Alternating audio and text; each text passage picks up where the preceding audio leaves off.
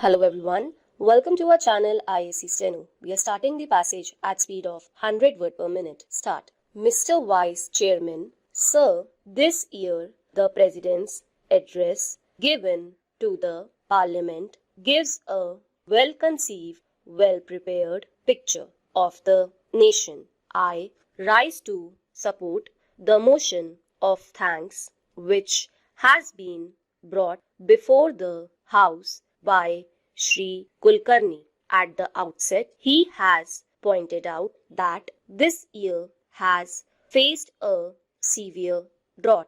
Then he points out to the danger of internal and external forces that remind us of the secessionist tendencies, the terrorism that is prevalent in a very serious form in the northwest and northeast frontiers of the country. This really requires attention of not only the government but of all the people of all the political parties existing in different parts of the country. In his speech, he has tried to remind us of the promises made in our Constitution. It is our sacred duty to see that those promises are fulfilled. He has said that ideals of secularism and socialism are enshrined in our Constitution. These values have to be upheld, and above all, integration of the nation is also to be upheld. Sir, it is time that we did not discuss matters out of emotion. When we speak emotionally, we forget these high goals. We forget reality and rationalism. Sometimes it is necessary to see that healthy criticism is there. It is required in a democracy to rectify mistakes of a government. It is a welcome feature, but when we speak emotionally, we forget these fundamental facts and obviously we commit mistakes. Here, we should remember that we are speaking in the highest supreme body of the nation, where the future of the nation is to be built.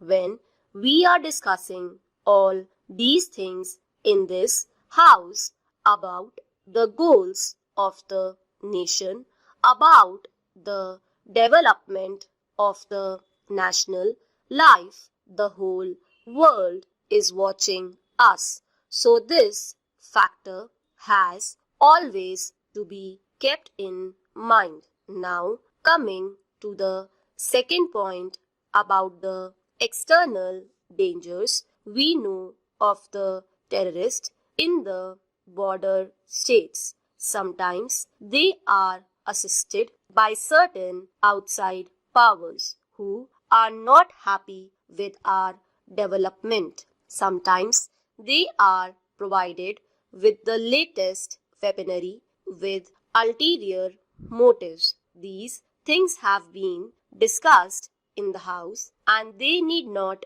be repeated here. But we cannot be blind to ourselves. We have to look to these aspects. Many of the honorable members have made a mention of these things, and we must be prepared for everything. Sometimes they are supplied with sophisticated weapons, super weapons. Superpowers are helping them, so we must be careful and watchful. Another thing is about the secessionist tendencies supported under the cover of religious fundamentalism abetted by foreign agencies. This must be curbed. That is the greatest danger in our country today. Sometimes chauvinism, regional and linguistic fervors create very dangerous tendencies. And if we do not think of these things, these may come out as hydra-headed creatures in future and create many a splitting situation in the national picture for which we will be blamed in future, whoever is in power. It is the responsibility of all citizens, all political parties to look into these factors which have been rightly pointed out in the President's address. This year, we have passed through the greatest drought of the century because India had achieved something in the Green Revolution. We could come out of it. Out of 35 climatic zones, 23 zones suffered from scanty rainfall and drought, and some parts of the country faced floods also. There was loss of crops and damage to crops. Production was much less because we had a buffer stock of 23 million tons, which was sound planning, and the Green Revolution had achieved something. The country could face this difficult situation. At the same time, many honorable members have brought out in this house that the Kisans are unhappy. They are vibrating with new ideas, new expressions of rising expectations. What are their problems? Anybody who goes to the villages comes to know that the balance of trade or the balance of economic situation is not in their favor.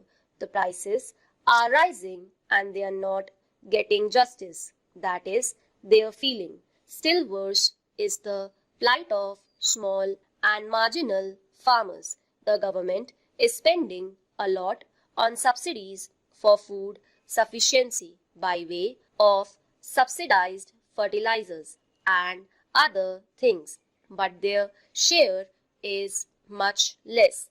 The dry land farmer and the small and marginal farmer have to do distress sales because in our country there is no proper marketing organization to help them. Unfortunately, we had thought that the cooperatives would develop, but they have not developed, and the marketing agencies have not developed, so they are the worst sufferers in this situation of rising prices. The other sectors enjoy a favorable position. They can command the economy. The farmers are very much discontented, for which we have to take proper precautions. That is what I want to submit through this honorable house to the government. Stop.